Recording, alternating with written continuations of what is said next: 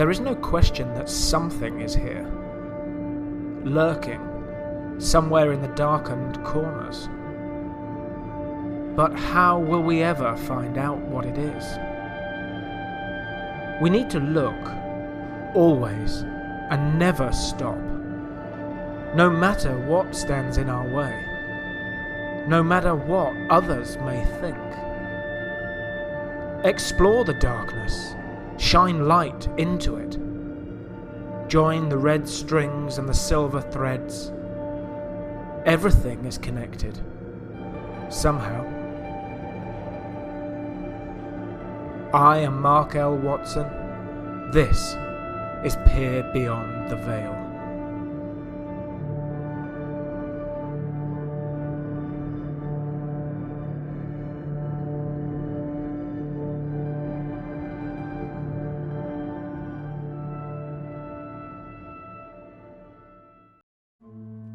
Welcome to the Peer Beyond the Veil Halloween special. Dear friends, we have upon us tonight a monster's ball, an abundance of the mad and the morbid, those minds and souls who haunt the airwaves with their tales of darkness in the woodlands, darkness in the skies, and the darkest of darknesses under your own beds. We've banded together those odd folk who tread frequently into the world of the supernatural, the occult, the paranormal, the morose, and the outright strange. At the ancient banquet table of my red palace they gather, steely knives in hand and witches' brew bubbling from their glasses as we join for a night of chaos, to share tales from the crypt and to welcome in the creatures of the night, to open the doors for one evening only, to join the realms of this and the beyond, to offer a hand out into the mist for whatever other hand may take it, to take hold of the black velvet rope, to pull firmly, and to peer beyond the veil.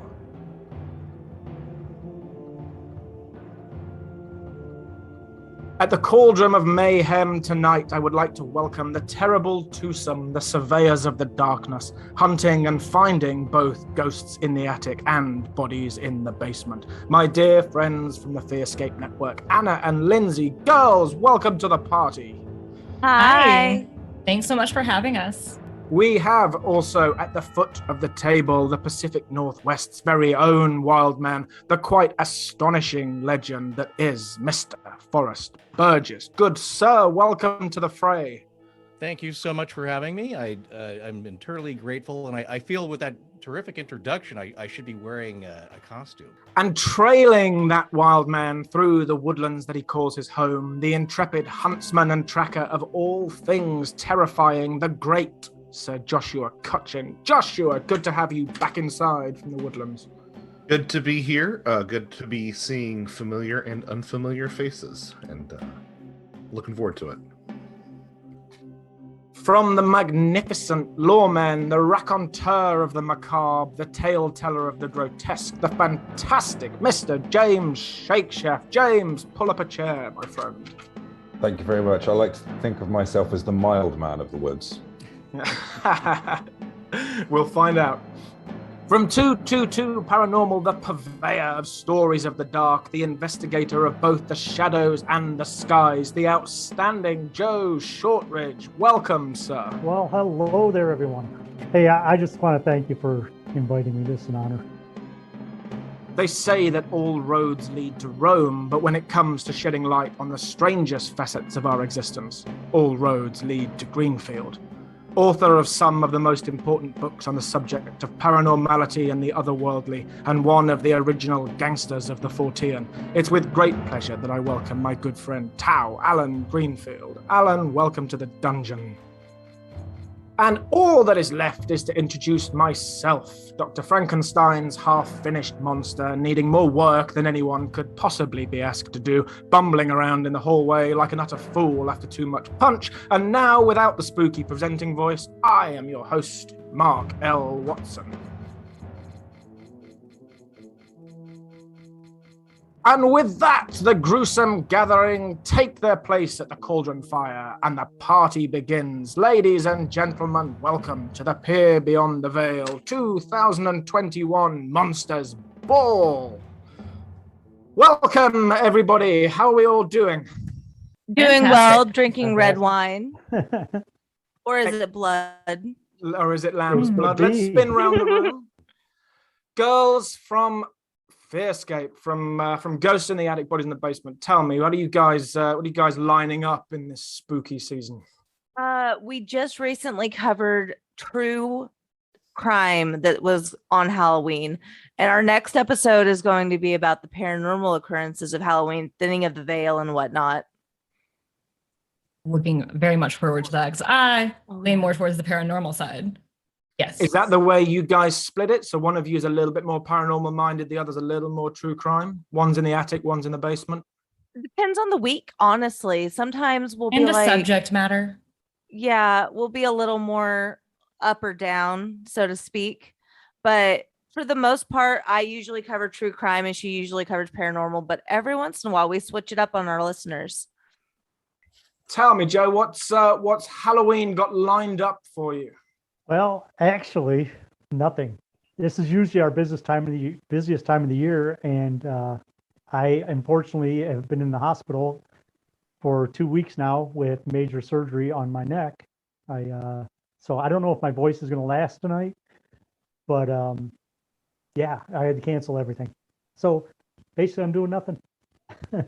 Hey, well, we're fortunate to have managed to pin you down then. Yeah. Great. Thanks for coming along then, especially given what you've obviously been through. I kind of had some work done on my neck, and I was going to put on a costume, but I really don't need to when I'm ripped open, and they actually use glue to hold the stitches together, and now it's coming off, so it just looks like a mess. Yeah. Or a vampire attack. Yeah, exactly. Yeah. So yeah, like I say, it's usually our busiest time of the year, but I had to cancel everything because I'm stuck in the house doing nothing. So this is my fun right now. Hey, awesome. Well, we're really glad you're here. Yeah, me too. Forrest, I know for a fact this is your busiest time of the year, so I feel very fortunate to have found an hour or so of your time. I know you guys can't share too much on upcoming episodes, but what's keeping you busy over this darkening of the year? Well, actually, today we are supposed to. It might be tomorrow. We usually drop an episode at anywhere between. We're never ready on Friday night, but we could drop one. But usually Saturday or Sundays. And today, which is a Saturday, we are going to publish the part 1 of the true story behind The Exorcist, or as it's known, the 1949 St. Louis exorcism that inspired William Peter Blatty's book and William Friedkin's movie. So we rely heavily on our good friend Troy Taylor's book. I have it here, The Devil Came to St. Louis, and it is the uncensored. Oh, it's kind of fading out. See, there we go. And the story is that the young boy at the center of the possession or supposed possession at the time, his identity was kept secret. And so he was just referred to as R. And the Jesuits who investigated the case, after the story moved back to St. Louis, they started recording everything, and they got interviews with everybody who was involved with the case. And so they kept his identity secret. And Troy had been studying this case for over 20 years. So he'd been putting together all the data he could, interviewing any remaining witnesses, and has a really comprehensive narrative about this story. And he made a promise not to reveal the name of the person until after they passed away. And sadly, we could say his name now, Ronnie, he passed away. So he went back and added a few details that he had agreed to keep secret. So that is what the part of the uncensored portion of the book has to deal with, is that he comes out and gives some details that are a little more personal. So it's fascinating, and it has such a pedigree, of course, leading to one of the scariest movies in cinematic history. Yeah, I guarantee it's a favorite amongst our guests here tonight. Yeah, I had just recently rewatched it. I had not seen it in many years, and I think I was a little too young to see it in the theaters when it first came out, but I certainly was old enough, the preteens, to know about the hype. I mean, you had newspaper stories and on the news that it was so scary, adults were vomiting and passing out in the theater, and of course, as kids, we're like, yeah, we got to see that. That what's up with that? That has never happened before. We've never heard of that. Rosemary's Baby had come out a few years before that, and that sparked a lot of inspiration, I think, for horror movies in general, but also demonic themes, and that coinciding with the late 60s and early 70s, which was a real time of metaphysical awakening, you could say, and interest, and that of course leads to the paranormal, and then you can go into the satanic panic of the 80s. So it really sparked a whole trend of thinking and fear, and a lot of interest in the case. So yeah, it's a seminal piece of work here, and leads to a real live case where I'm not giving anything away for part one, but once you get into it, you start to realize that something did happen. It's not just people's imagination. It was there were people who weighed in with their observations, including a physician, psychiatrists, a psychologist, of course the clergy who had been called to look into this case. So something went on, and the way we describe it, it's pretty terrifying, especially if you were there. I can't even imagine seeing some of that stuff happen in front of your eyes.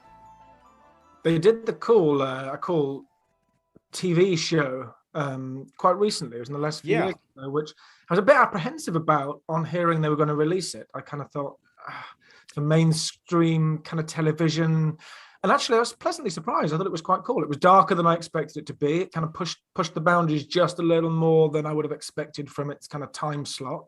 I thought it was quite a cool show. Yeah, for broadcast television, I only was able to catch I think I was working a regular job at the time, so I wasn't always home when it aired, and didn't have it on the DVR, but it was pretty edgy, I would say, and absolutely, to great effect. The series I'm watching now, which I'm really into, which deals in the same area, is the CBS series Evil, which is, I think, very well done, and also pretty edgy, but not really to get any gratuitous scares and spooks. The themes are pretty interesting, and it is pretty edgy for at least the first season. And then I think what happened, CBS partnered with Paramount Plus, so the second season is available on the Paramount Plus streaming service, and that's where I'm catching kind of in the middle of season 2 right now. But I think it's very well done. Cool, awesome. Well, I can't wait to hear your deep dive, as you guys call it, into The Exorcist, or into the Louisville case.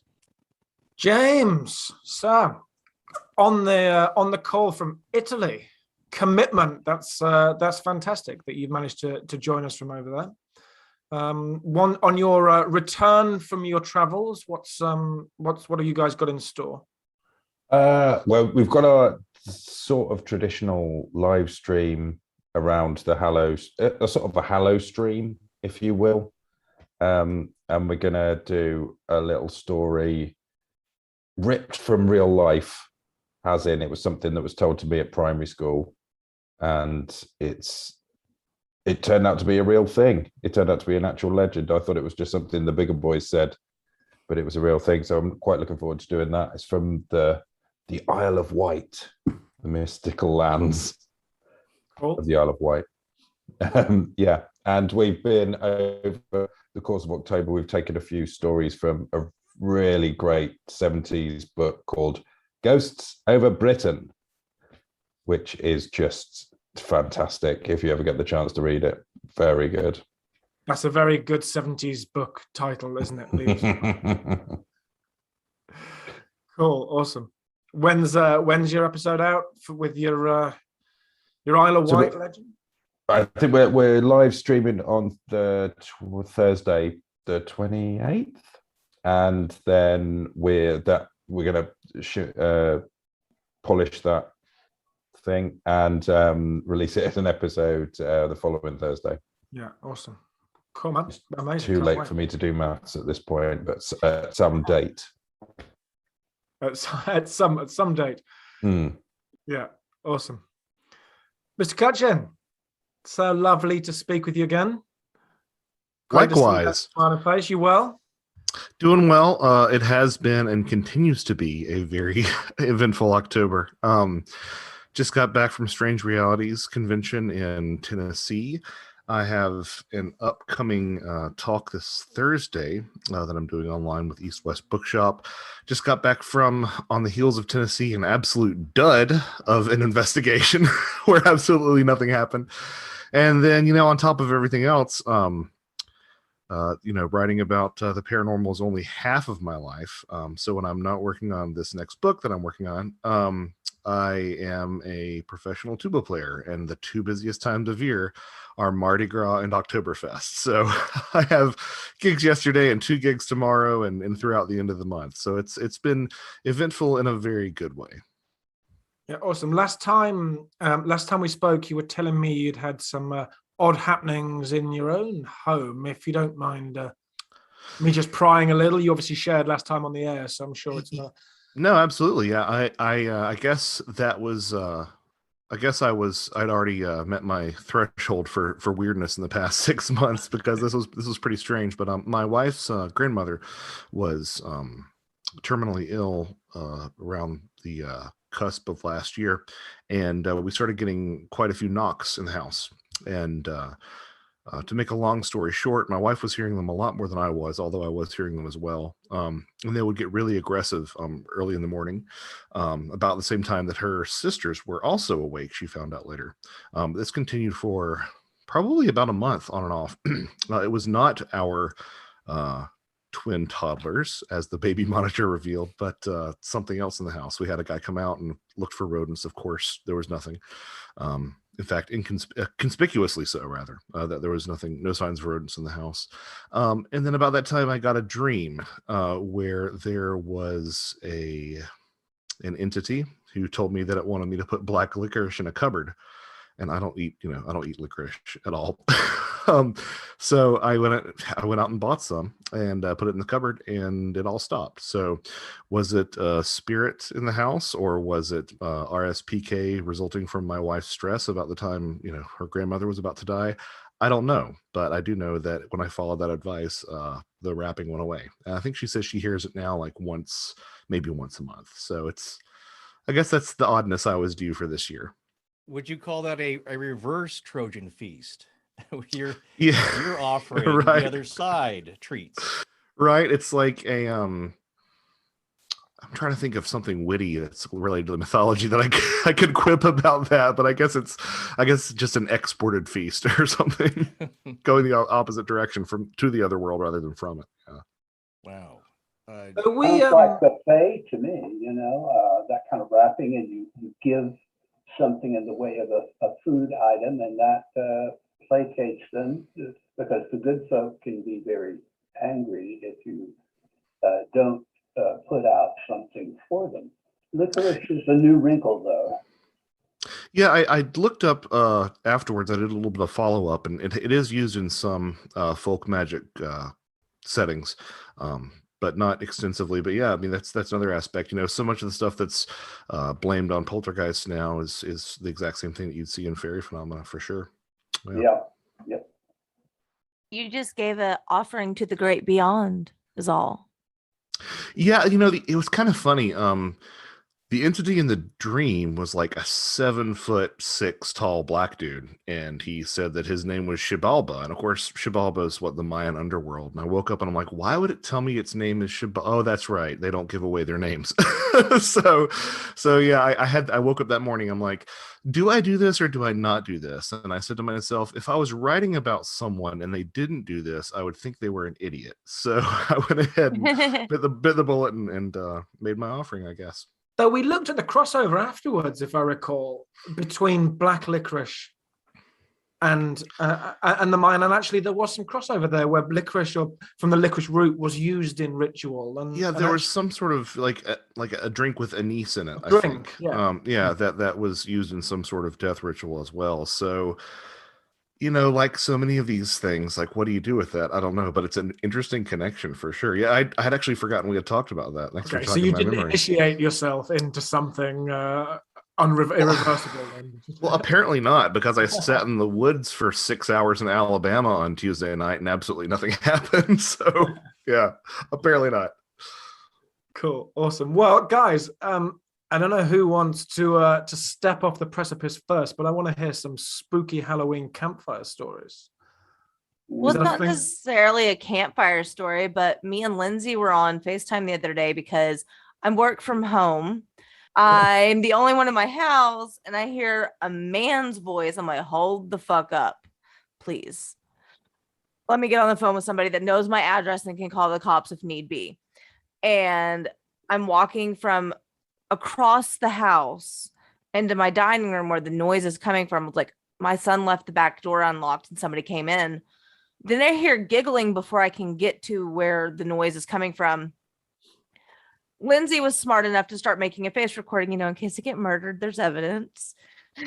And my son's locked tablet is off.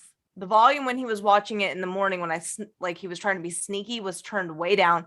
This was so loud I could hear it. I could hear it over the phone. And she never can hear anything. I don't know why, but it's really hard for her to hear the background noise in my house. She could hear it, and it was just really bizarre.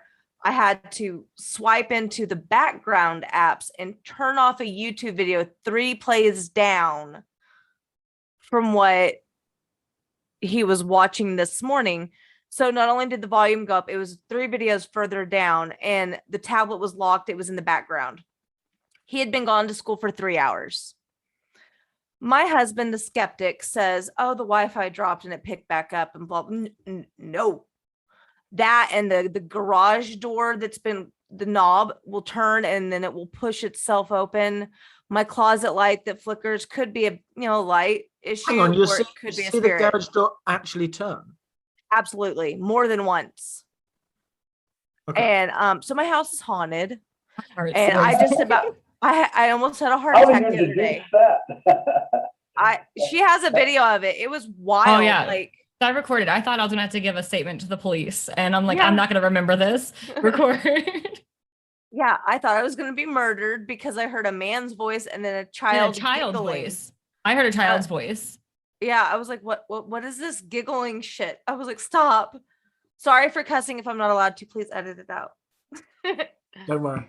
Okay. I forgot to ask. Have you looked into why your house is haunted or how or any story behind it? Yeah. So earlier this year, my daughter passed away and her urn is in my home. Thank you.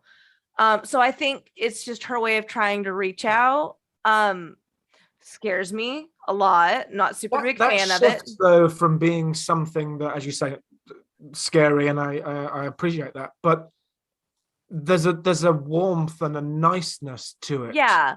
Once I figured out there was no actual people intruding in my home, I immediately screamed at her that it wasn't nice to scare me.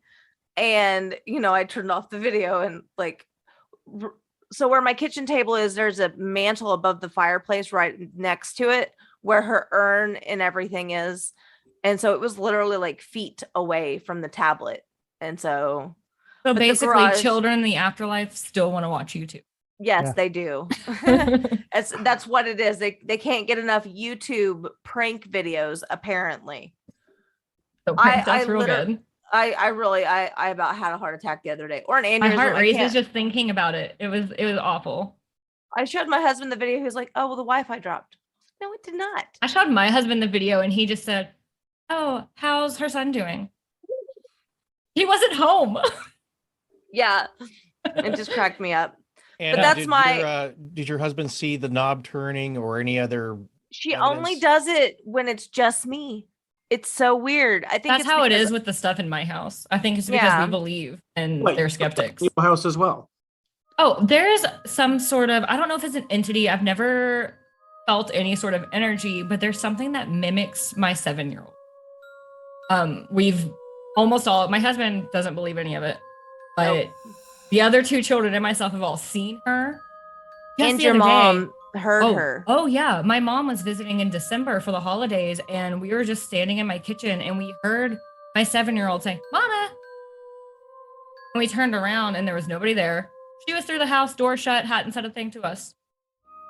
And Got annoyed that she was interrupted when Lindsay went to go check on so her. I was like, "Did you just yell for me?" But so yeah, there was a witness to that. Even just the other day, I was trying to come up to prepare for this appearance tonight, and I had put at the end of my notes, nothing's happened in months. And then that night or the next day, I was standing in the kitchen, the way our house is. I'm standing on my island, I'm facing the living room, dining room's to the left, hallways to the right.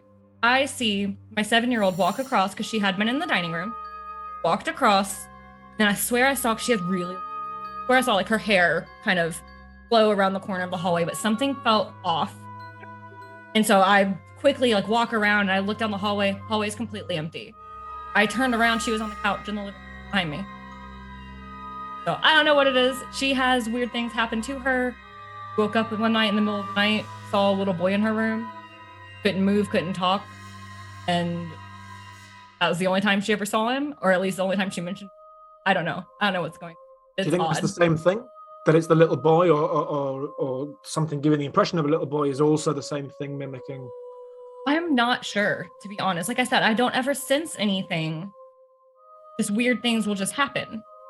Sure. Like one time I'm home alone, all the kids are at school, husband's at work, and I hear an adult clear their throat through the house.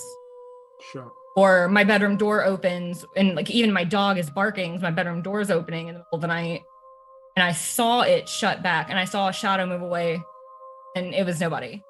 Well, and we'll be on the phone together, like doing FaceTime, and Google will respond when it's not spoken to. Oh yeah, my 10-year-old unplugs her Google speaker that she usually sticks in an alarm clock, because it'll just start talking. It doesn't say anything specific aside from "I didn't catch that" type thing, but it's just really bizarre. Up on some sort of input from Right. somewhere that you guys can't hear. Yeah. Yeah. Exactly, yeah. You say your husbands don't see anything, or it doesn't. None of the events happen to them. Do you think that it is only showing itself, whatever it is, whoever she is, whoever he is, to you, or do you think you're, because you guys are open-minded and your husbands aren't, that you're just able to be receptive to it, and actually maybe that phenomena isn't occurring in your world, but you're the only ones who have the bandwidth of mind to pick up on it, and actually just that pure skeptic? I can answer that. I think it's showing itself to the people that believe, because I was at my niece's home and the doorknob turned, and she at the time did not live in the best part of town. Doorknob turned, door went open. I was like, all right, this is when we die. This is it. It's like 11:30 at night. So I was like, this is it. We're going out. Like, there was no one there. We searched around her home, but the knob was it wasn't locked, but it was shut, and it twisted and it pushed open the door, and there were 2 other people in the room besides me. So I think it's whoever is open-minded can see it or feel the energy. And I'm not going to say, like, without a shadow of a doubt that it's my daughter. Like, that's crazy talk. I'm not a medium, but something ever since January has been playing games with me, and it's super duper fun. I will also say, yeah, have you considered, he says seance, have you ever considered communicating back the other way and seeing? I don't know anyone well enough, like, in that realm, to do it safely, because I know if you play games inappropriately, you get demons, and I don't want that. Stefan from Fearscape did actually suggest it, like we could all somehow get in the same place. Yeah, because we of course sent the video to him. But answering the skeptic question, I know both of our husbands are they're computer guys. They're former military guys. They're very analytical to a fault. everything has an explanation. Or it's not, or it doesn't exist. Whereas Anna and I are both more on the creative side, more on the open-minded to the paranormal side or whatever. I will say though that there was one time when my husband and I were visiting family in Kentucky, when we went to Waverly Hills, he pointed out a spirit to me that I hadn't seen. So I will say there's a little bit something. I just don't think he sees it as possible to be happening to us for some reason. Sure. I was going to say, Lindsay, did you say you saw a doppelganger of your child in your house? Yes. My 10-year-old saw it one morning getting ready for school. She had come actually into this room where I'm in right now to grab her shoes. She thought she saw my middle one sitting at the desk in one of the computer chairs. And she came out, me and the middle one are in the middle one's room. And so she like almost started crying when that happened. And then my toddler one day, we're sitting there playing and she suddenly like drew her feet up and looked over and then turned and asked me where the other kid was, like the middle child. And she was 2 at the time, so I can't say like, oh, she saw her, but it kind of came across that way to me. And then there was one time I was running around the house just doing stuff, and kids are always eating. And I thought she was in the pantry smiling at me. She was once again eating.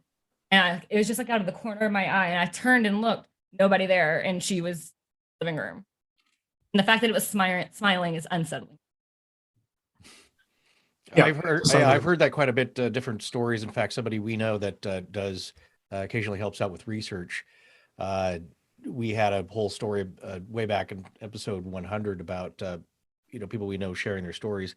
What was interesting, she saw her own sister, and what was interesting is that they used to have this childhood voice that they would do called the Bubby voice, where they talk like this and have a little funny voice, and it was just between one sister and her. And she saw this thing, it looked like her other sister, and it did the voice in front of her.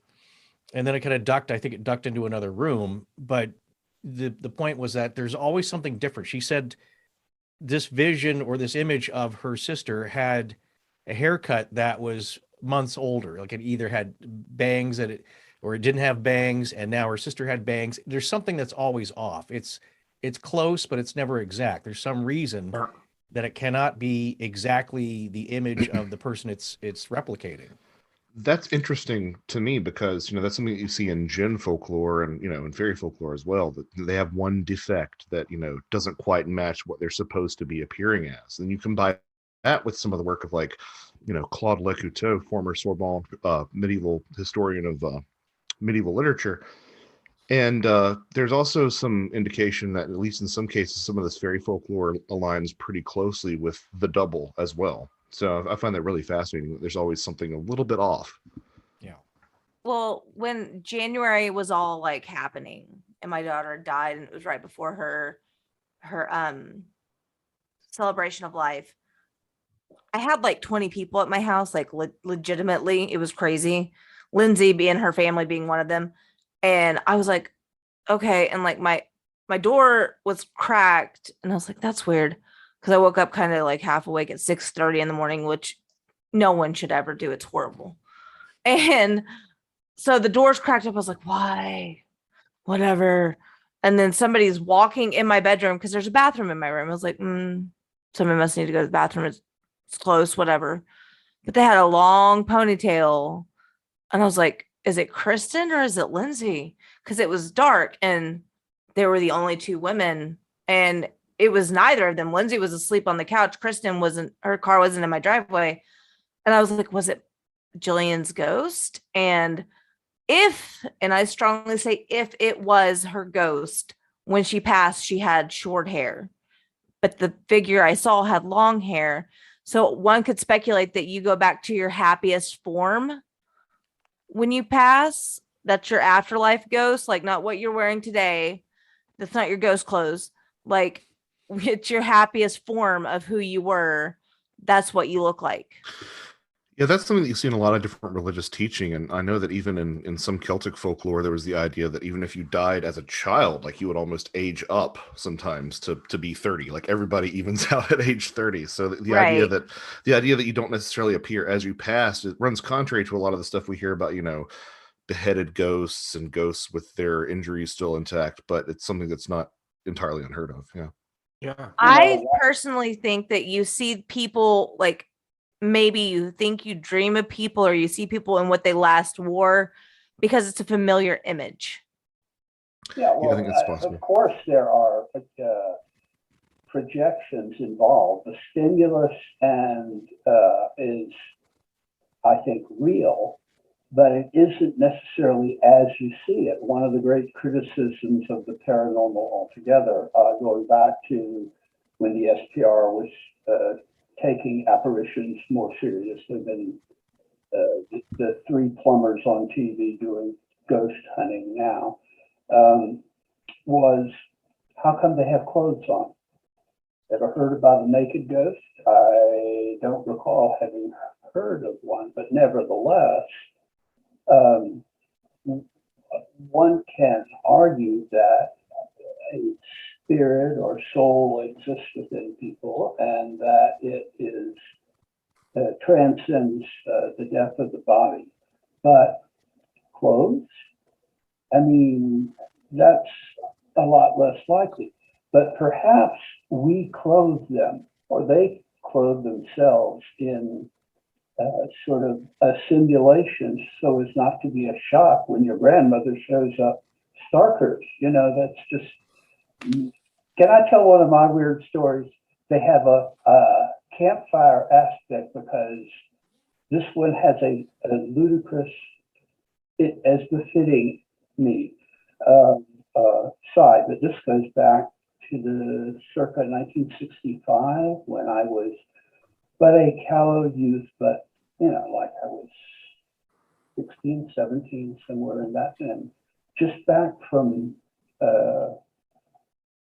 touring the Mediterranean. Touring is the wrong word. I wasn't with a tour. I was on my own during a very disturbed period.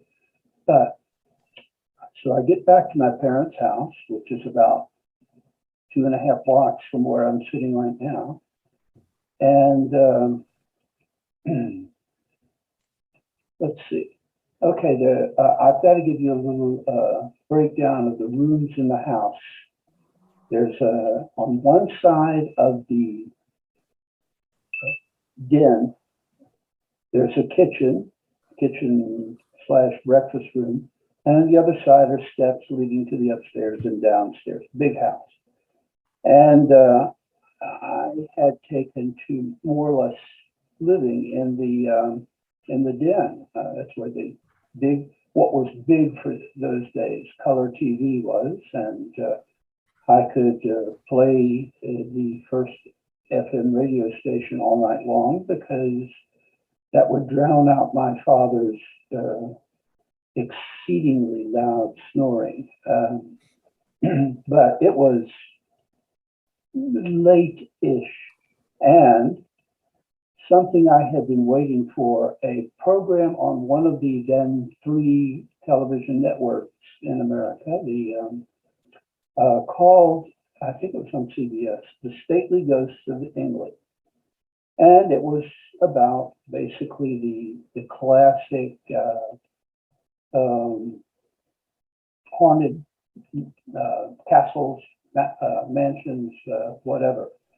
And it included some footage of what is purportedly a real ghostly manifestation. So I really, really, really wanted to watch that. And I'm sitting alone. My parents had long since gone to bed, watching this program in this room in the middle of the house. And from the kitchen area, I hear, oh.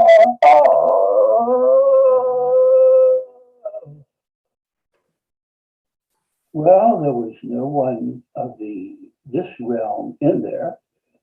So I did what any good paranormal researcher would do. I completely panicked, started running to get my father, uttering every prayer that I knew to every god that I didn't believe in, and some that I did.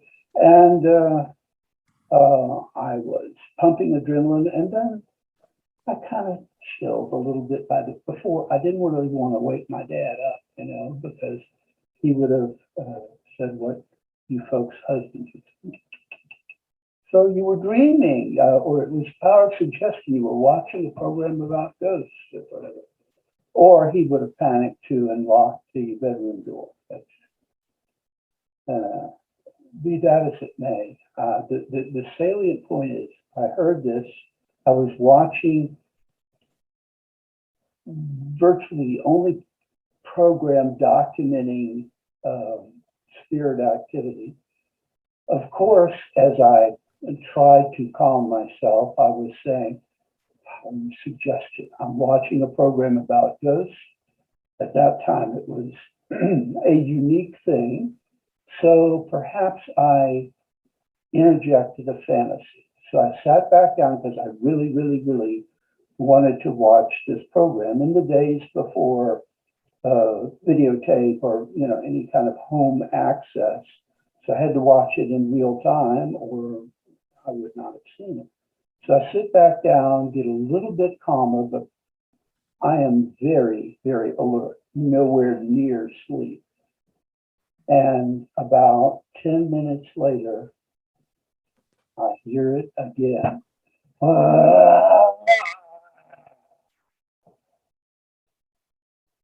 That more or less is the whole story. Nothing else happened, but I can assure you, whereas one can say power of suggestion the first time, it would be quite something, and something I'm not particularly prone to. The second time, the adrenaline was pumping. I was on fight or flight, mostly flight in this particular case, alert, and yet it happened again. So I went through. My mother would never do anything like that. She was sort of into the stuff that we all are into. My father would, if it were, earlier in the evening, but he didn't, because I could hear him, snoring from above. Not from above, I mean from the upstairs. So very loud, you could hear it anywhere in the house, but not nearly as loud as this banshee moan. And nothing else ever happened after that? That was a one-off or a two-off occasion? That's a two-off occasion. Both of them while this program was still on. It's as if, I had already been like 5 years interested, and I think that was during the period that I was an elected member of the SPR, which I was derelict in not reporting, because I've often said if I had a really, really, really scary experience or got abducted by aliens or whatever, I probably would never tell the story, because then I would lose all credibility as an investigator. And I try to make it, I've never been abducted, and I've never had something that was a repeater that you could, later verify and use all the gadgets that are, do the Estes thing and have a seance or 2 or 5, which would put me in the category of an experiencer rather than a mildly detached investigator. But it happened, and it's one of the handful of things that are truly spooky, enough to scare the living hell out of me. So make of it what you will, but that was a whole... And left unresolved as well, Oh yeah, it's unresolved, because believe me, I was already enough of a critic, is that the right word, as opposed to professional skeptic, which I'm not at all. I went through all the permutations. My dad playing a funny, my dog suddenly developing a howl that never happened before or again, twice. However much of a believer anyone may be, you can only be a credible believer with that healthy dose of critical thinking. Absolutely, because there's no point in running blindly into any belief. I don't ever use the term belief about anything. I try to avoid cultivating that term. I'm even fascinated by the apparent weirdness to me of people saying they believe in the Loch Ness Monster, or they believe in UFOs. I would say there is evidence for and against. My inclination is to think UFOs, yes. The Loch Ness Monster, maybe. Bigfoot, a lot of evidence for. Sasquatch, you go through them, and but I think belief is something that you suspend rational judgment and just go for. I suppose I would be called a goddess because I think that there is an ultimate being in the universe. But do I believe in God? I think the error of a lot of surveys that say, do you believe? I would have to say no, because it's not a belief with me. It's a conviction subject to further evidence one way or the other, always. And that's the way I approach these things. So I like to think I have some credibility in that area. But on that kind of topic of belief, I've said before, and this is something that's kind of happened to me in the last 5 years, maybe a few more, where I was christened as a baby, and raised in a largely Christian culture, but not necessarily in a Christian household. It was we never really went to church. We'd go sometimes for Christmas mass, but not a great deal more. And as a teenager, I just moved away from it. And then as I hit into my 20s, started thinking that I don't, and I'm going to use that word, I don't believe in Christianity, in any organized religion. And then the more I started looking into the paranormal, and the more I became aware of other facets of the supernatural and of the occult and other belief systems, the more I realized the crossover between any religion, but if we use Christianity here, between the Christian faith, between the tenets of Christianity, between the teachings of the Bible, between some of the old tales of Christianity and the paranormal. So here I am saying that I believe in all these aspects of the paranormal, but I don't believe in Christianity. And there was the realization, these years ago, that it's not about belief, because what I believe actually maybe is true, and maybe it's not what the Christian church titles some of these things. But if you take the title away, actually I do believe in some of these things under a different name. And that's why belief's completely wrong, because I can say I do believe in this and I don't believe in that, but actually belief's not got anything to do with it. It's just this kind of understanding of the greater picture, and the Christian church will call it one thing, but if you go to a different religion, they'll call it something different, but it's the same thing. So what are we arguing? You're arguing just the title is wrong, you've given it the wrong name, I want to call it something different, or are you arguing that thing is not a thing?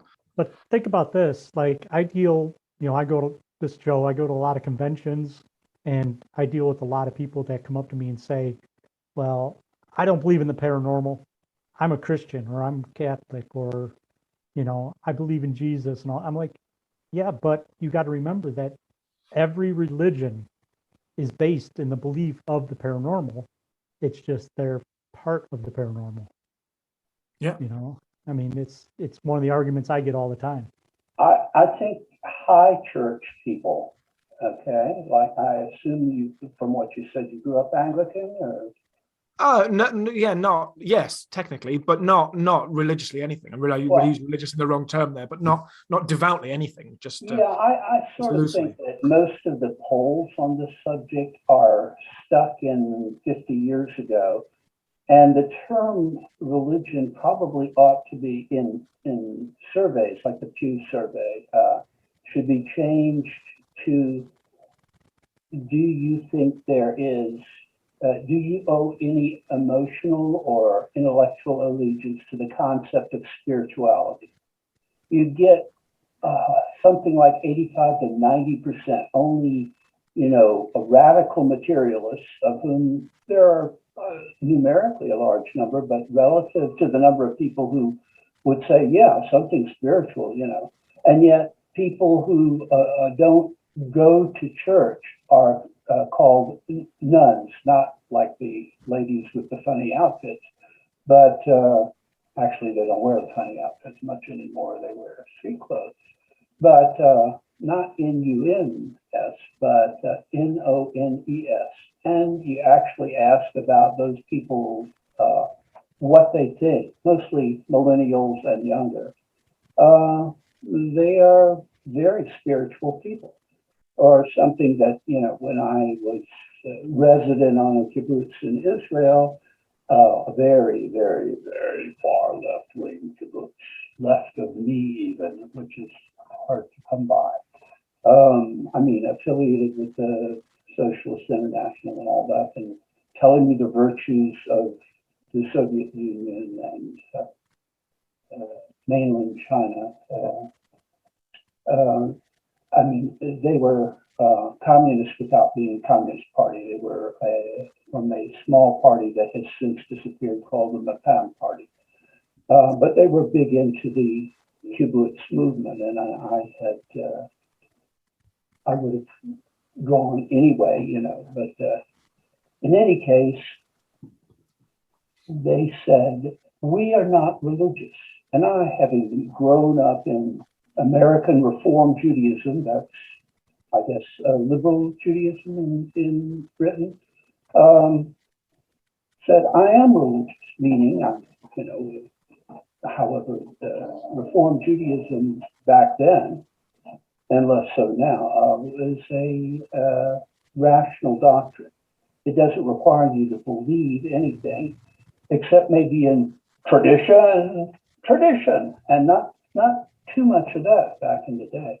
So I said, it took me a while to realize that when an Israeli says that they are secular, which is the majority in Israel, they don't mean that they don't speak Hebrew, don't celebrate the agricultural cycles from biblical times on, and a bunch of other things that have been pointed out, that they are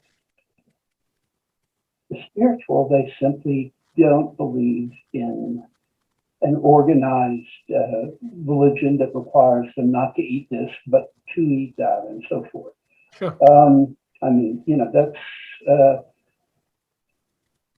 I think that what I was trying to get to was, I think that high faith, not believe, high church religions are magical in that they have a doctrine of transubstantiation, which is the ability of the priesthood to take a profane object, profane in this sense is negative, it just means it's a secular object, and through the power of through their episcopal power, transubstantiated into the body and blood of their God. And that is magic.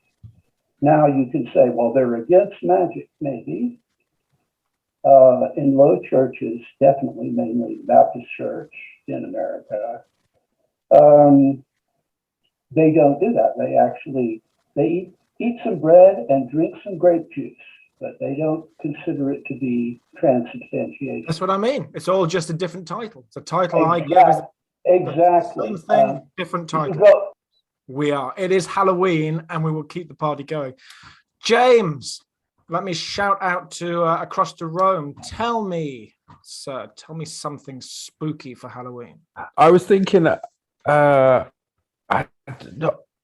that many spooky things have happened to me. I think I used to live in a house that was about 350 years old, and that was about 30 years ago now, so even older now. And that had creaks that were just the exact creaks of someone walking in a room above in an empty house, which was just normal. And noisy pipes in the night and so on. But I remember I grew up in the countryside, and I love a night walk. I love a full mooned night walk. and we were staying at a friend's house in Longcompton, which is famous for its witches. I believe there were enough. The rhyme. There's some sort of rhyme, and I can't remember the rhyme itself, but in essence, there were enough witches in Longcompton to pull a truckload of hay up a very steep hill in Longcompton. I mean, it's a very local reference, and I know it, and I'm not laughing. But yeah, so me and a friend, I'll call him Jeremy, to protect his blushes, went for a night walk from Longcompton, and we went up the hill, and we decided we were going to go to Witchwood, which is the name of a town and also a very scary name of a town. But I think it's a different witch. It's not your classic cackle hag kind witch. It's a I think it's a type of wood or something.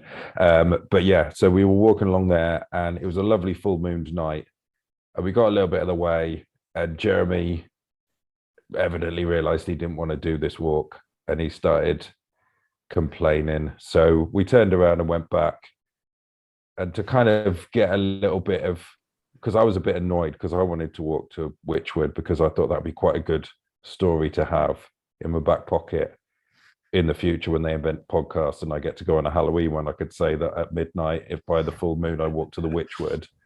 Unfortunately, I only got a third of the way there and then turned back. And as we're coming, so I decided to freak him out by telling him all the spooky stories that I'd heard about Longcompton, the town of the witches, and all the things about the area and why it was called Witchwood. I think I started just sort of making up a story about a witch that lived in this wood. And as we were coming down this hill, I think the hill from the rhyme about the amount of witches that could pull the hay up the hill, as we were coming down this hill, from the bushes, there came the noise of a snuffling beast. Some sort of snuffling beast was in there, making a right old racket. And both of us soiled ourselves and ran all the way home like two little pigs, basically. And it was a lovely, scary time.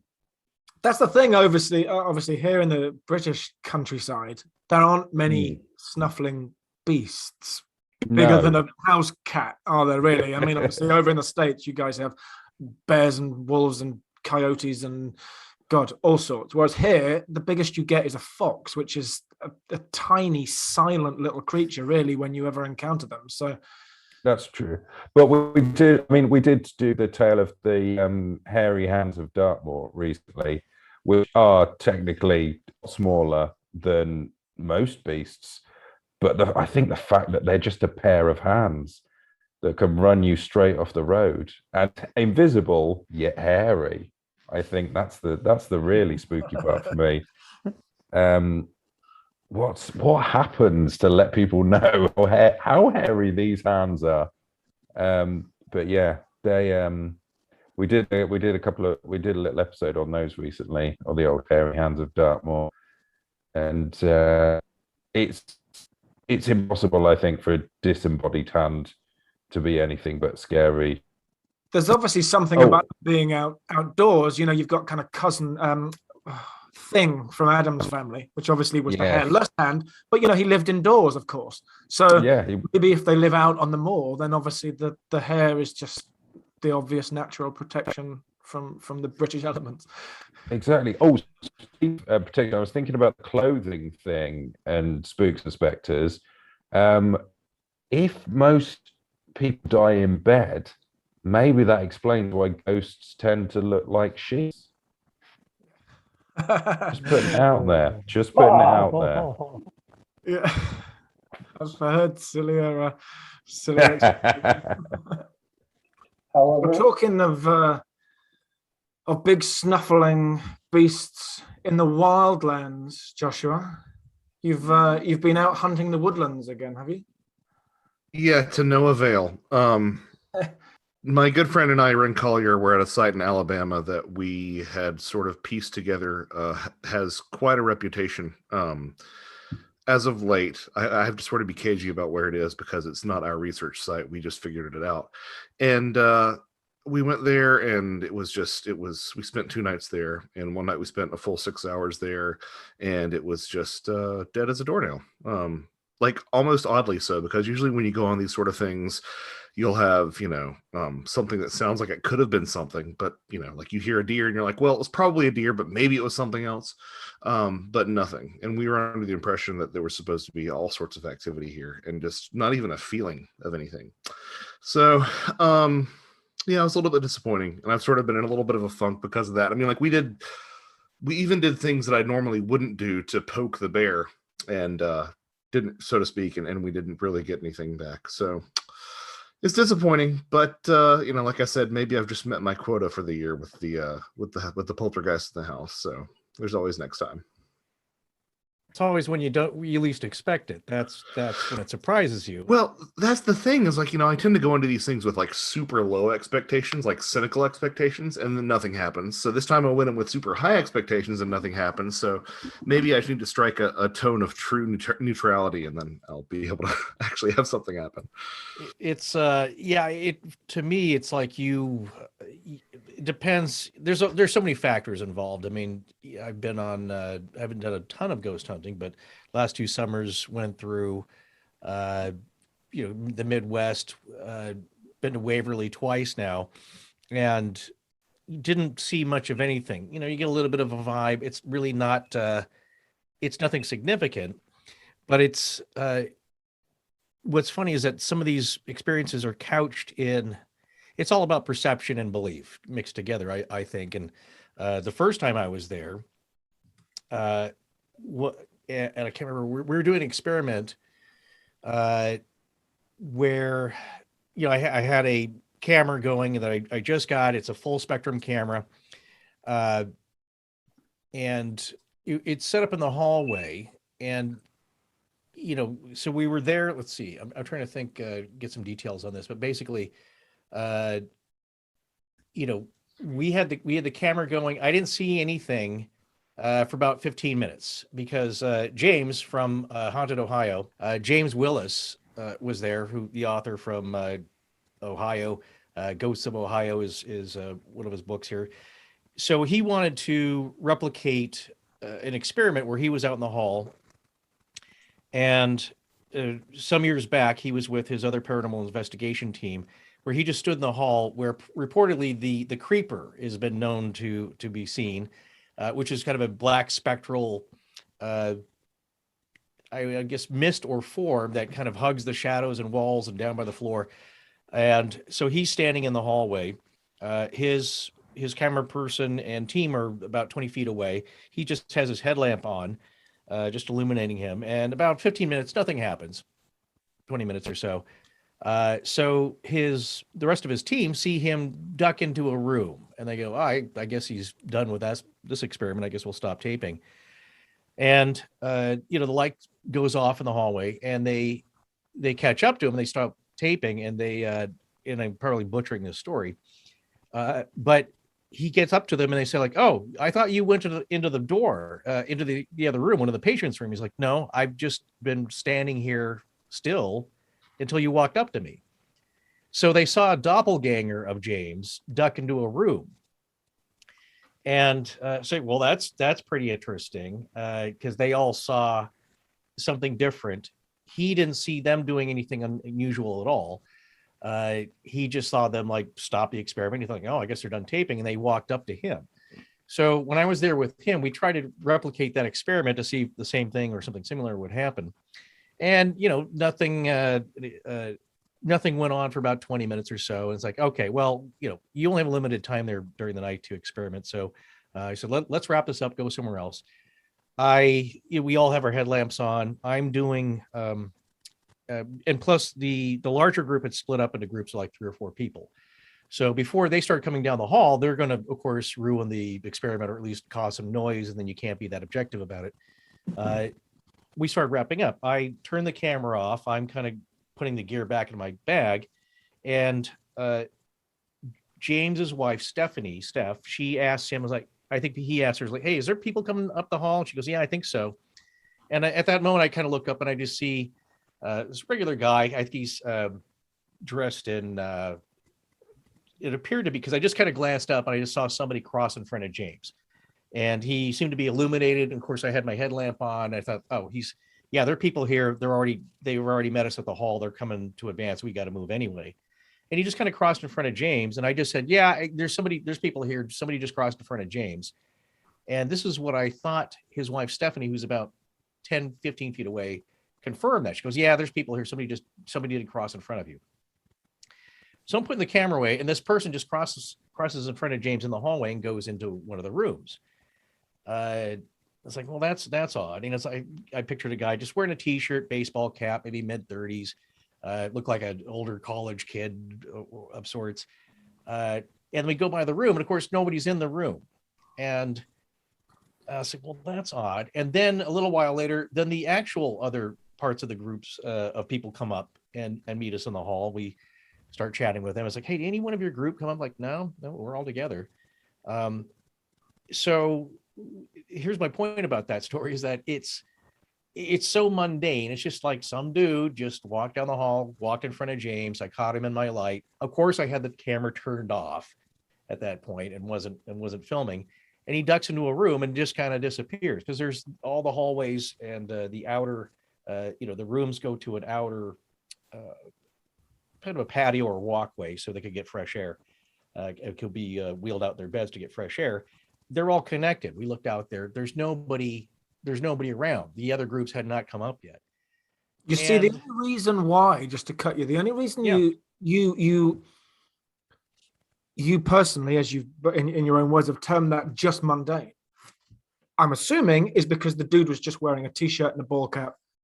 If he had been in an old suit, it wouldn't have been mundane. So again, we're coming back to the choice of clothes. Is that's there's so many elements. That's certainly part of it. And my point was that in that moment, what he was doing was mundane. It wasn't an old tuberculosis doctor dressed in a smock or a nurse. That's out of place. It wasn't somebody in a gown and the stereotypical with the stringy hair wandering the halls barefoot. That would have been out of place. It was just some dude who looked like he could have been with our group. And I think back, like, he didn't look like anybody, that was with our group at the beginning or start. And of course, it's locked down, so nobody's coming in or out. It didn't look like anybody else. But my point about perception and belief, or how you rationalize this, is like, well, yeah, there's nothing extraordinary about that at all, except that he shouldn't have been there. And he just kind of disappeared. I didn't see him vaporize. He didn't go into a mist. He just walked into a room, and then we looked around, and he just wasn't there anymore. And then later, what was also odd is that Steph, James's wife, we got her back on the show to ask her about this, because I don't remember saying that anybody walked in front of James, and I could have swore she said that. So but again, that's also a very mundane thing. It's not like, James, who is that guy dressed as a doctor? It's like, I didn't see him, or nobody saw him. It was just me. It was so mundane. To this day, I don't really know what to make of it, because I have a similar story at Waverly that we would call mundane. And I actually didn't know that it was an experience until Anna and I were about to cover Waverly on our podcast. And I had reached out to some friends that I had gone with to just try to clear up details, because it's been, I think, just 3 years past since we went. And I remember there's the floor with room 502, and they give you a minute to look around. They give us a minute to look around and everything. And then the legend of the nurse who jumps off the roof, or whatever.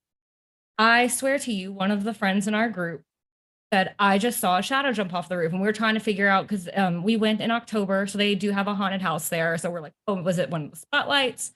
No, the spotlight was over there, all this stuff.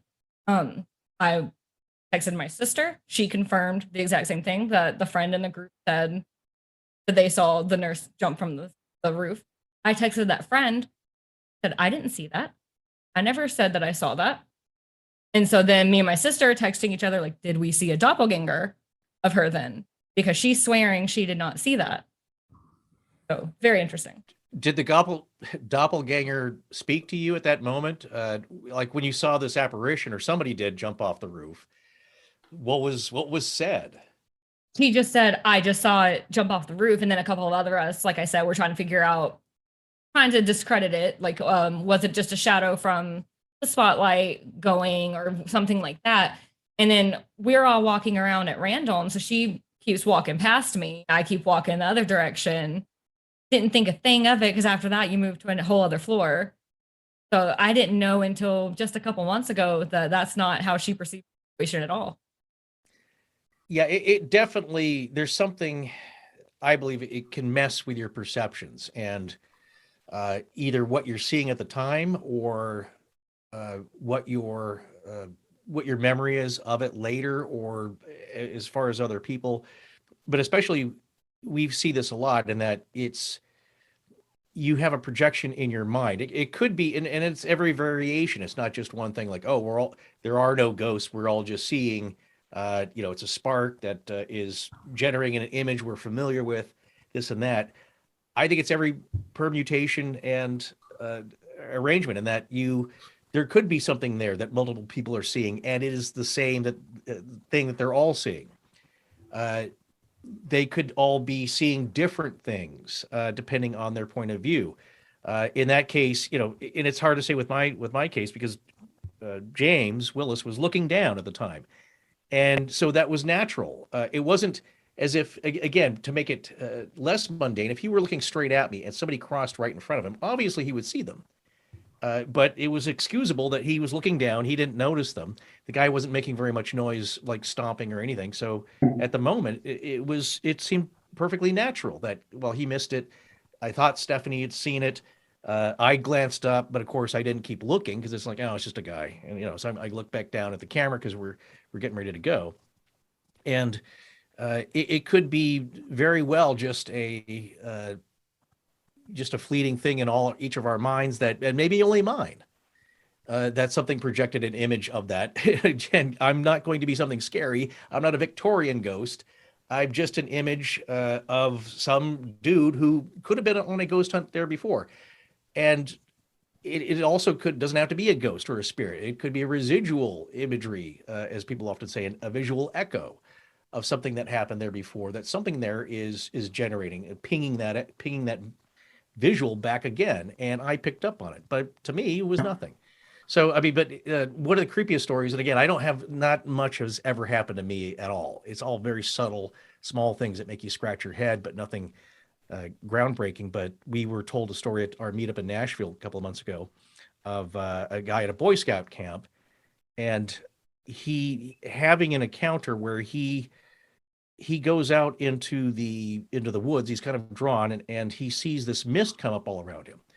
And this fog, it's interacting, it's swirling around him, very cliched movie kind of stuff. And and I can't remember, something freaked him out. Either he heard this thing speak to him, or he was hearing the sounds. He hightails it out of there as his other Boy Scout compadres are coming up to him. And he's freaking out. He's like, did you guys see that mist in the woods? So it said, I can't remember if he said it said something to him, or was speaking, or making creepy noises, or he just got that gut feeling like, get the heck out of here. He ran back to them, and he's like, that mist over there is swirling around, and they just evaporate. And it's like, we didn't see that, but we did see you talking to that guy with the coat and the hat. Who was that? And that's my point. Is that so then they all ran from there at that point, from the edge of the woods. The point being is that he was there. He saw the mist. They saw him from a distance, 30 yards away. And to them, he was talking to some shadowy dude. Yeah, that makes me wonder if, like, especially at Waverly, there's so many people that go through there. It makes me wonder if the spirits can manipulate themselves to look like the people that were already there. I certainly would. If I were a spirit, I would be. It's that trickster element too. I would. Yeah, that needs to be incorporated into any thought that we're dealing with entities, for lack of a better term, whose form is partially the original, the stimulus, but also partially the percipient person, to borrow the late John Keel's term, the person who sees it, or people who see it. And there are classical apparition cases, lots of them, where you have a haunted location and any number of people have seen something, but sometimes you have a group of people who see something and there's one person in the room who sees nothing.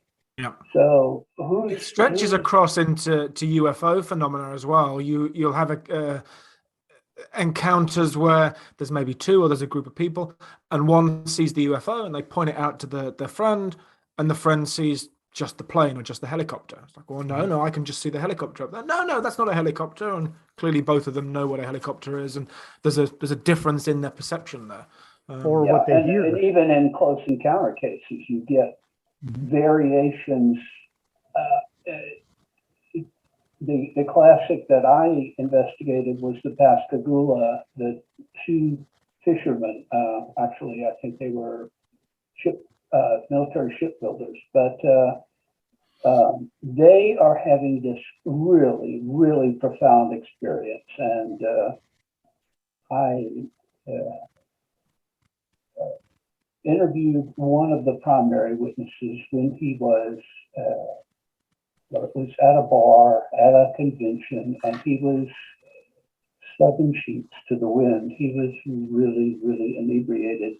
And that's where I like to interview, direct recipients of that kind of case.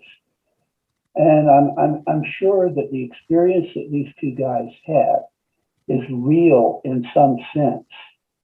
This question of what part our consciousness plays on the experience is quite possibly the thing that fascinates me about it the most, and is at least partially studyable. So I hold out some hope that even if not in my lifetime, that we're on some road towards understanding a little bit better about the consciousness and about its part in a lot of these things, but certainly in going some way to explaining some of these paranormal phenomena, because I think it plays a huge part. It's not all just external. It isn't a ghost of a person who is there for all to see. As the conversation's just been going now, it's not. Some of it is either projected by or it's received by your own mind. And obviously it's said that the human mind is not a projector, it's a receiver, and we're all different, and all our minds are different, and they're all shaped by many different things, and what part that plays on all aspects of the paranormal really, to me, is the most fascinating part of it. And that's true. I mean, there are some classical researchers that invoke something that was known as super ESP, and supposedly it could be used to explain all of the phenomena that you get in mental mediumship. Physical mediumship is another thing, and I suppose you could use it to explain physical mediumship as well. Hopefully we'll keep making steps towards a better understanding of it, instead of us lot sitting here late at night swinging in the dark with explanations. Weird thing happened to me with basically the same thing that you're talking about. We travel to a lot of conventions, like I said, and me and my sister do the show, and we went to Butler, Pennsylvania, and we heard about this thing called the Black Cross, which was back in 1918 during the yellow fever, I believe, epidemic. There were immigrants that didn't have anywhere to be buried, so a farmer actually gave some land away, and they erected this giant black cross made out of railroad ties to mark the place. Well, right now it's just like as you took a 5-gallon bucket, filled it with cement, flipped it over, and that's the marker.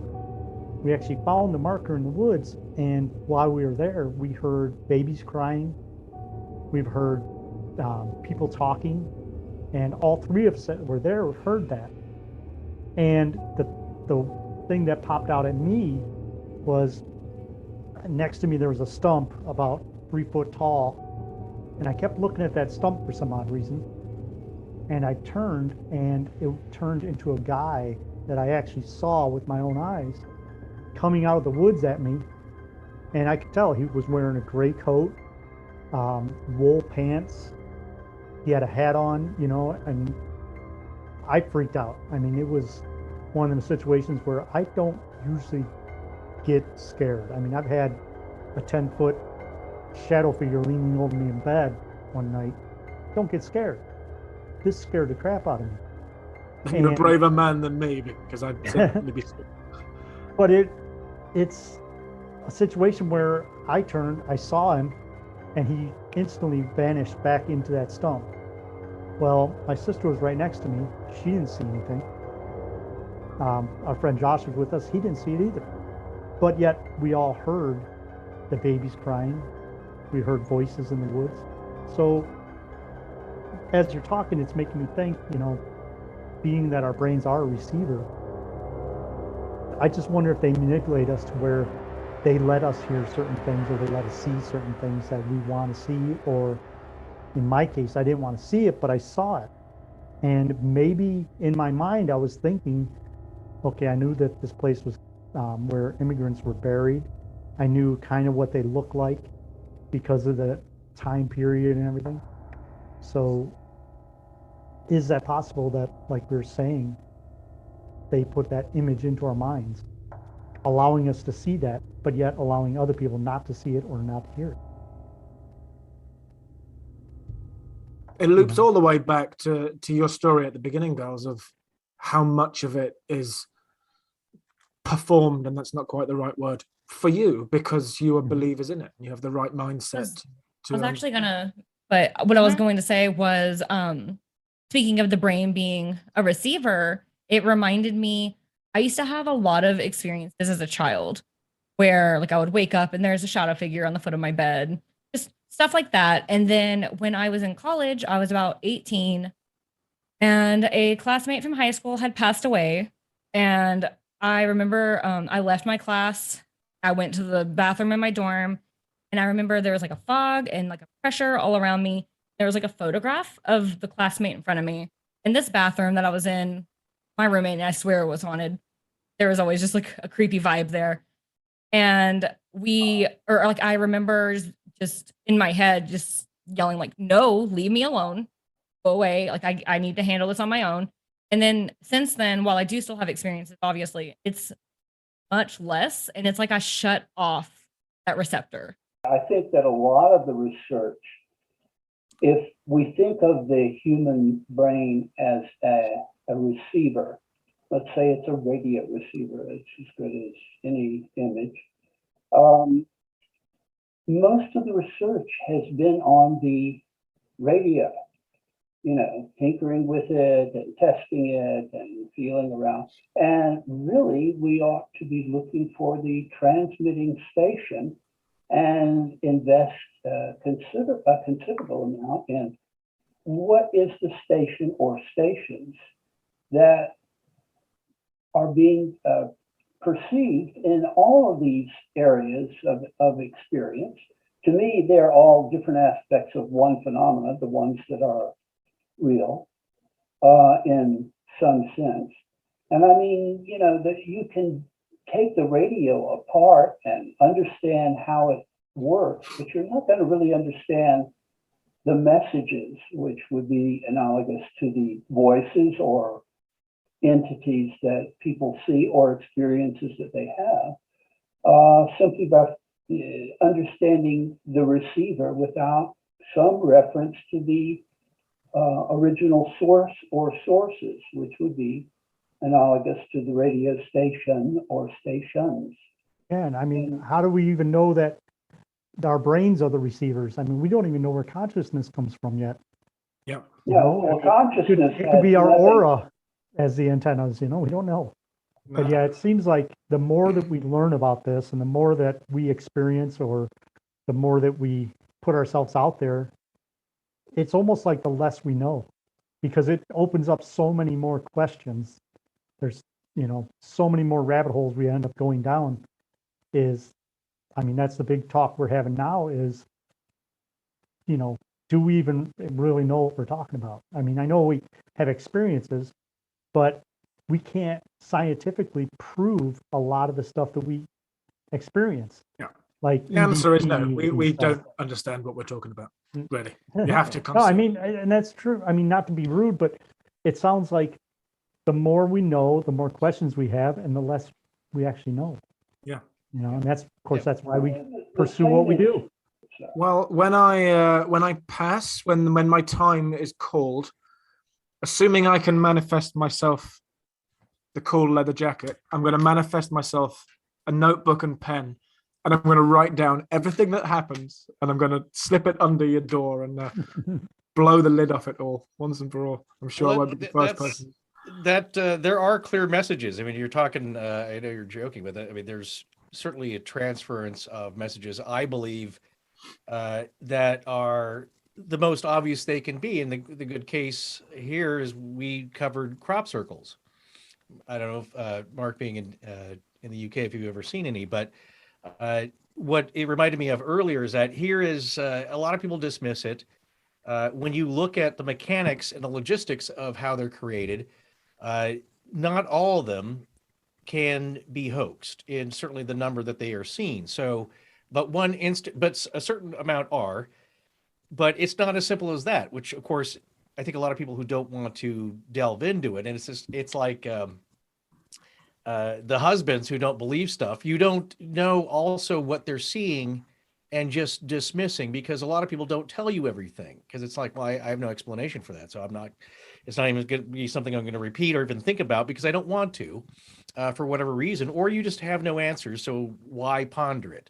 And you move on. But with crop circles, they are so intricate, and some have been seen created within such a short time span. There was one that was just across from Stonehenge that appeared within at least a 45-minute window, because it was not seen as they were flying over.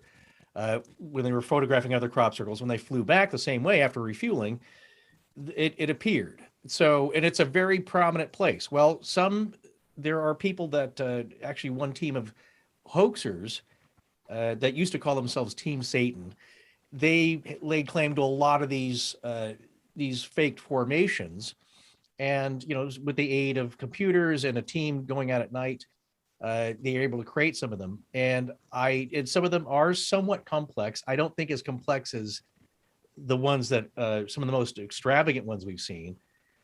And they will kind of stop short at laying claim to some of the more extravagant ones, but they will claim that they have done some of the other ones with fractals and some of the more spiral designs or complex geometrical shapes. And if you take that in hand, it's like, okay, so that is a message. And because a lot of it is sacred geometry, it's a sacred message. It's using nature in the most simple way, just crops. And so you have a message. And then, but what's interesting about being seen, and that's what kind of triggered this memory, is that there was one instance that is relayed by the hoaxers, and I can't remember if it's Team Satan or what they call themselves now, but they said that they were out in a field, and I believe it started to rain. Again, that's another thing, that the weather conditions can be horrible, as you know. So they're out in a field, and there was a platform constructed by people who wanted to catch hoaxers that were in the field or on the edge of the field that night, just waiting for somebody to show up. And the hoaxers went out there, and I think they decided to do it anyway, to accomplish the hoax. That's another odd thing, is that a lot of them will claim that they feel compelled in some strange way to create these hoaxes. They don't know. They'll just like kind of think of it like, it's Friday night, let's go out and do something. Next thing you know, they're in a field in the middle of the night, soaking wet, with their equipment, trying to make these things when they didn't really have that much of an intention to, other than they seem to be compelled to, in a way. But in this one instance, and I can't remember what who saw what, but there are people up on the platform. They were interviewed afterwards. The hoaxers in the field were doing their thing, and I believe But the instance was that the people on the platform watching these hoaxers approach, a fog came up where they could not see them and where they were obscured, and whatever was going on was suddenly obscured. They couldn't see anybody in the field.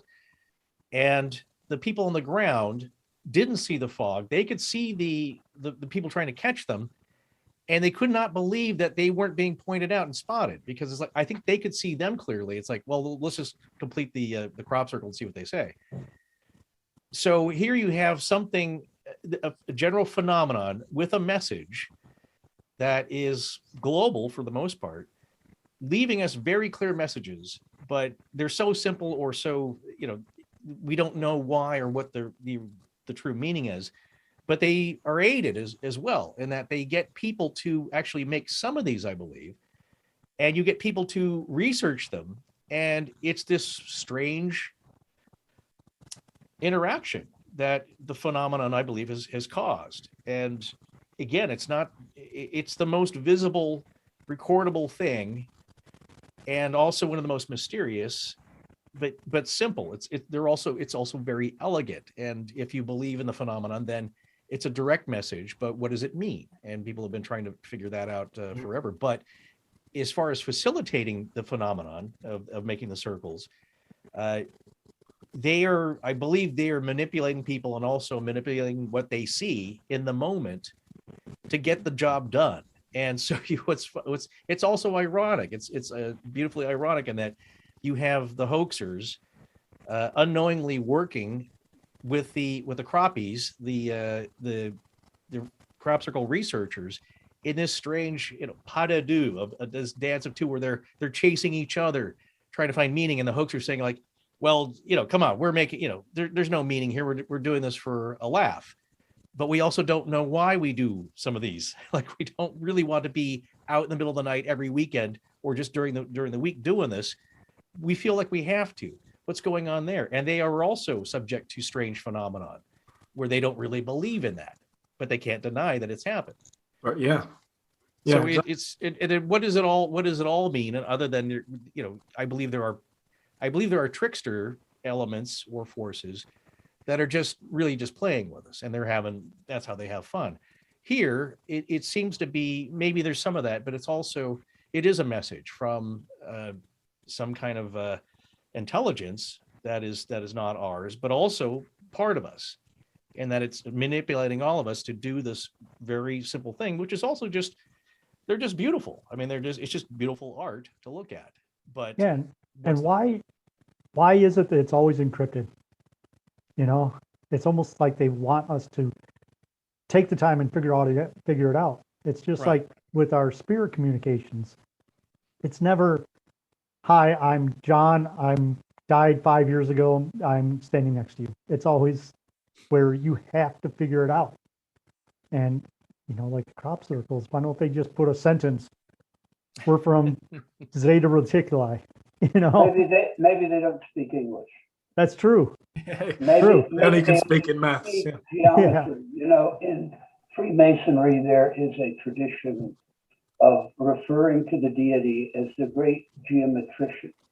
Mhm. Well, the geo part of it is a little shaky, but I get the point, because you have things encoded in the universe, like the Fibonacci sequence and so forth. It's just the universal language, isn't it? Yeah, math is math is a universal language.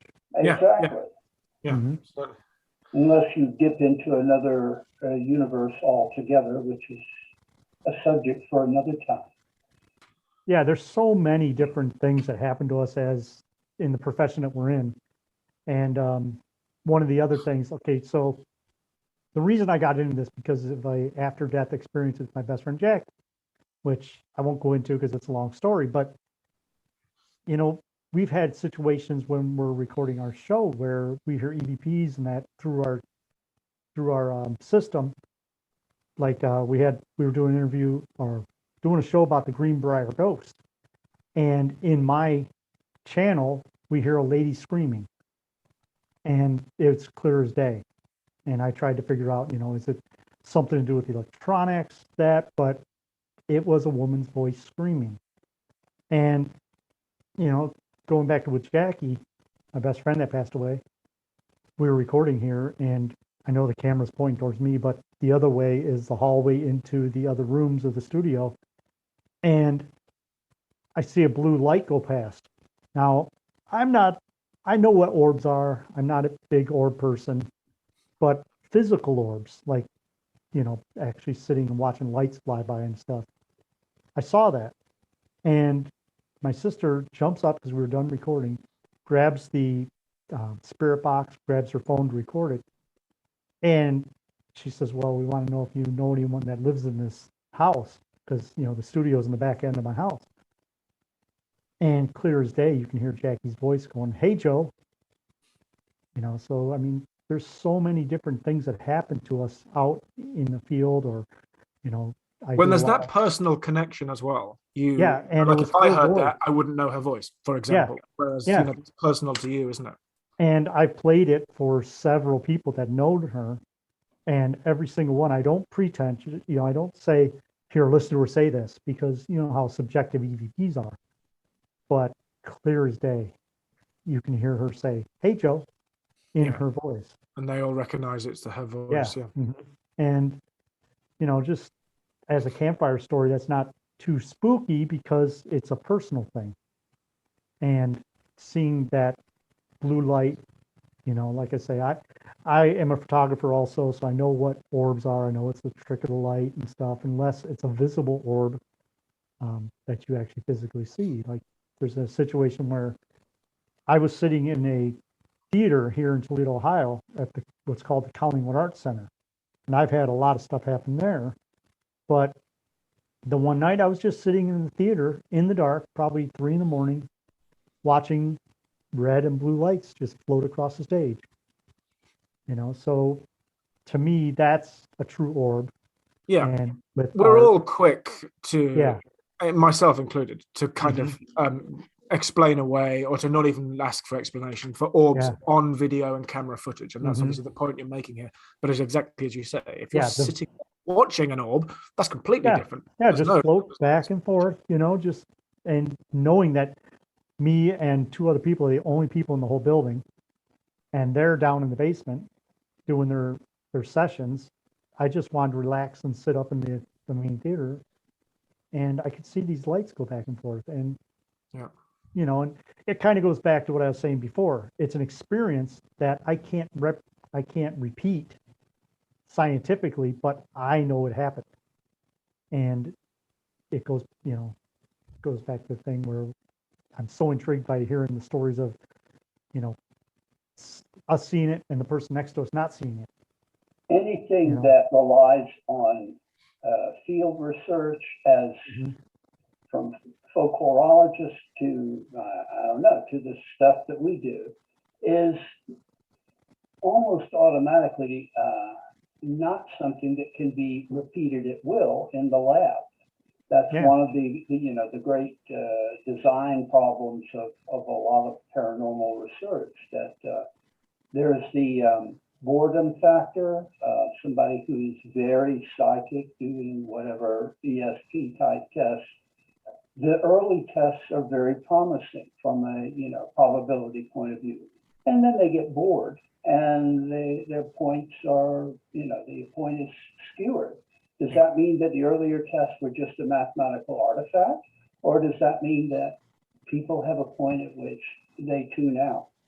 I guess by nature, that's the very definition of the word paranormal. Exactly. Otherwise, it wouldn't be paranormal, would it?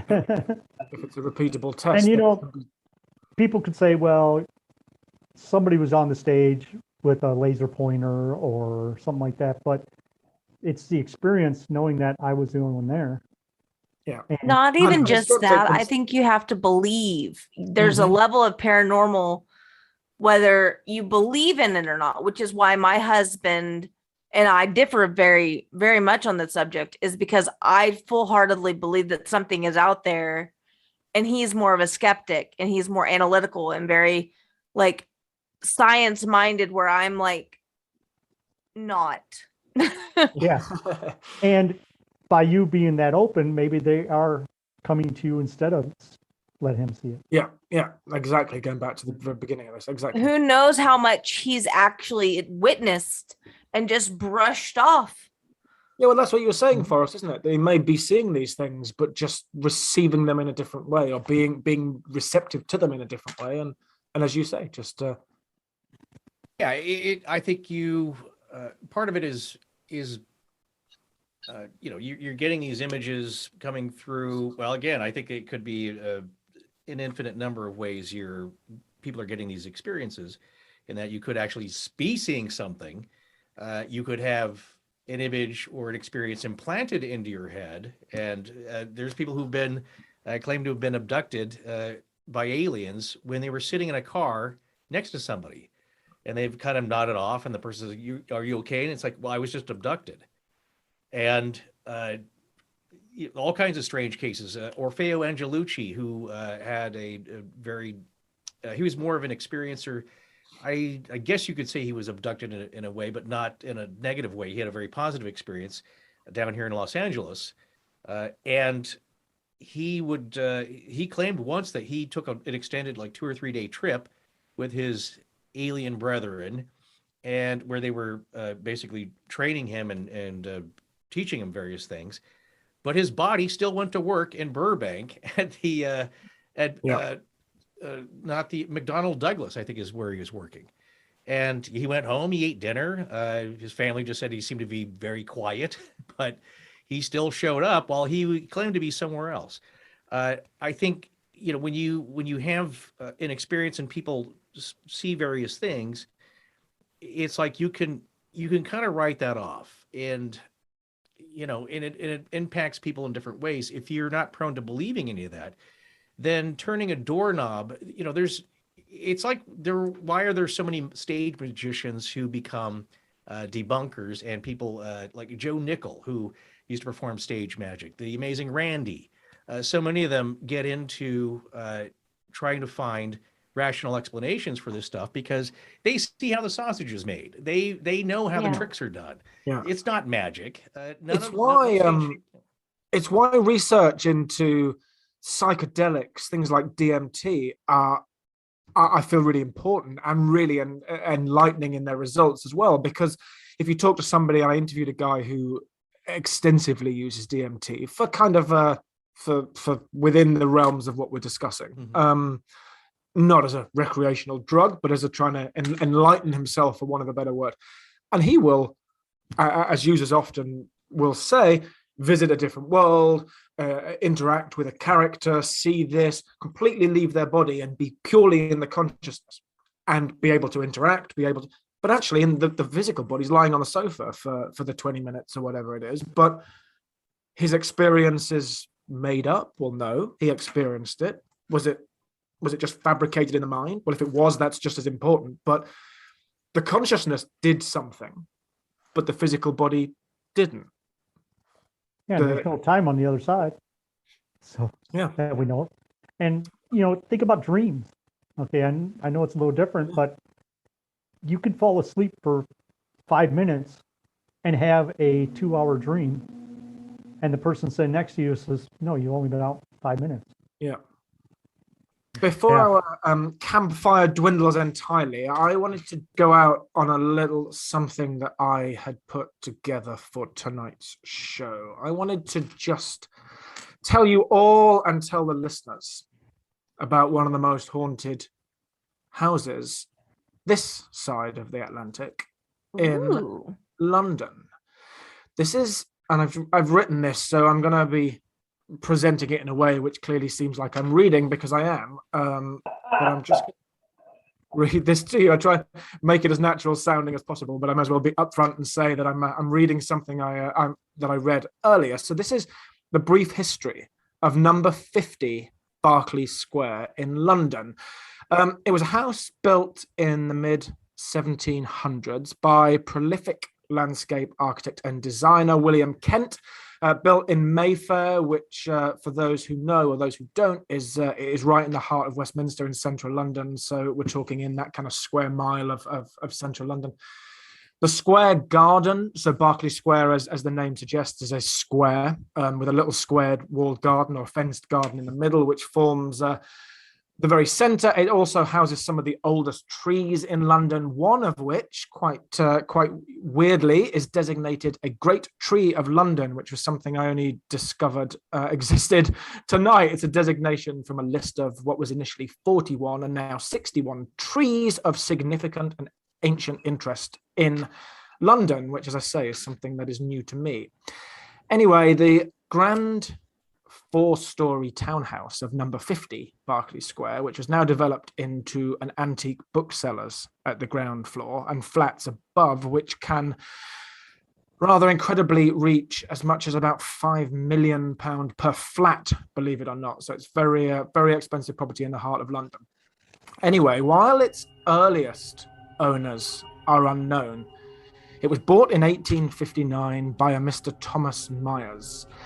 Mr. Myers, who was soon to be married, was an otherwise successful and happy gentleman, but fate befell him when he was jilted by his fiancée, who left him for another man. Heartbroken and in deep grief, he left the home to fall into disrepair and locked himself away, staying inside all the daylight hours, the curtains closed.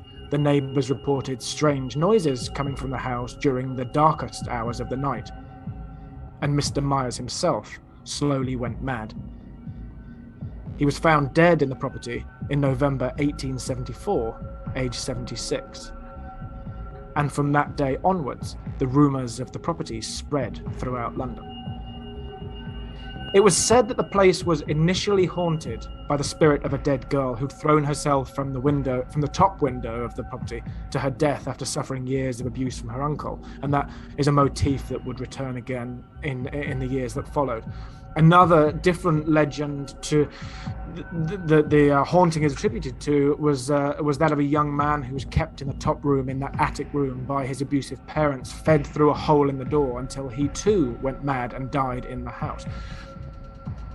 Both origin stories tell of a brown mist which creeps around the house at night, and that is something that would follow the house through time. The years after Thomas Myers was found dead, Baron George Littleton took a bet that he could not spend a night alone in the said attic room. He camped out there with a shotgun, and whilst no one knew of the exact story of what happened over that fateful night, when the shaken Baron left at sunrise, the place was littered with shotgun casings and peppered with holes, as he'd spent the preceding hours firing at the mist which moved around in the dark.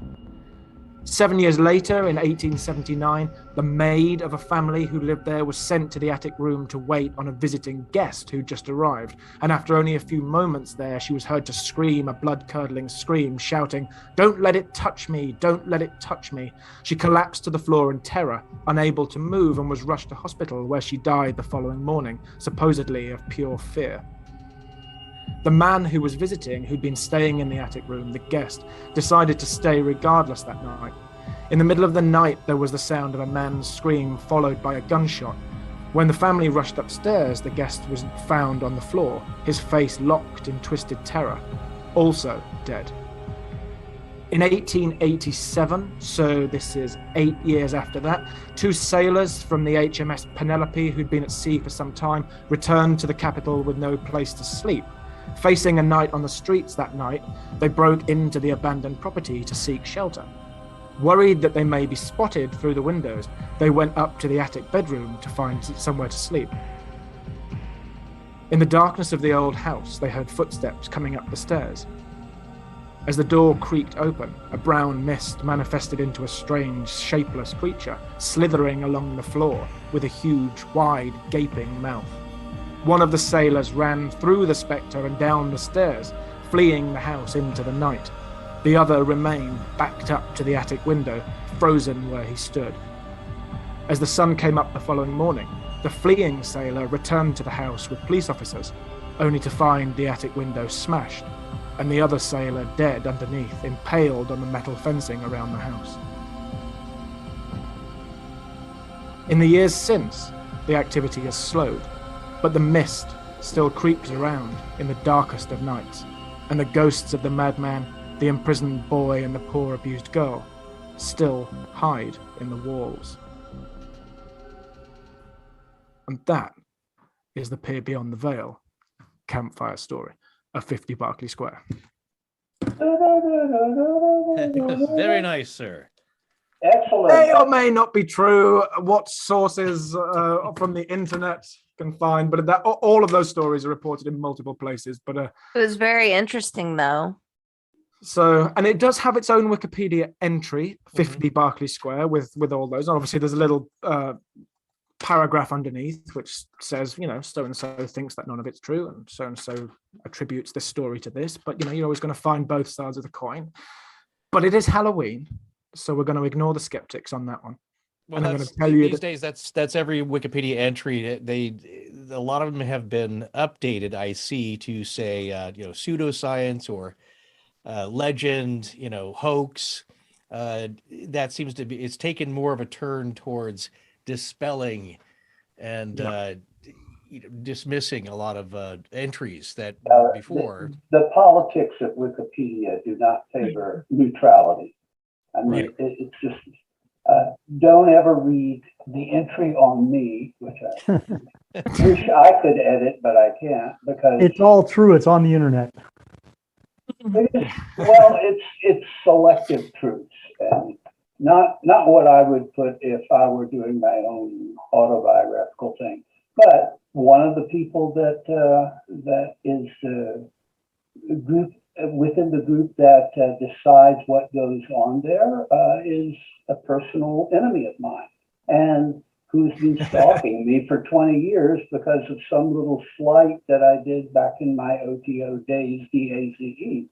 And I think that I can't use that page as true of everything, but things that I've looked up there related to alternative medicine, for example, it's always, dismissed, poo-pooed. And that simply is, it should be, they claim to be the Britannica of the internet. Actually, the Britannica is on the internet now, which most of us who have that, 30-volume hard copy that took them 10 years to pay for probably really wish that it stayed off the internet. But Wikipedia is not a quest for truth, it's a quest for supremacy.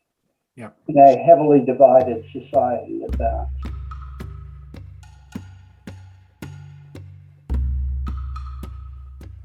I'd just like to thank everyone for listening, everyone for tuning in, everyone for downloading. I'd like to, of course, thank everyone who's been here tonight. It's been madcap, it's been chaotic, but I would have expected no less. But overall, it's been absolutely fascinating, and it's been an honor to speak with you all. I'd like to also thank Paranormality Magazine, who recently held an awards show for the Paranormal Podcasts. We were nominated by them for Best Interview. We lost out in the awards to Shannon LeGros and the great Into the Fray. But honestly, the girl's a rock star, and it was an honor to just be in the ring with such heavyweights. So well done to Shannon, and well done to everyone else who won the award. But thanks, of course, to everyone who voted for us, and also to Paranormality for putting the whole event together, and for nominating us as well. It was an honor and a pleasure. So thank you to all of you. I hope you all have a happy Halloween. If happy is the right word, I hope you all have a dark and scary Halloween. Lots of love to all of you for coming on. It's been absolute pleasure. Hey, thanks for having us on. Thank you. I'm fan-geeking out just by seeing who's on. Well, From us at Ghosts in the Attic, Spies in the Basement, we appreciate you having us on today too. Awesome. Good night, guys. Okay. Bye. Good night.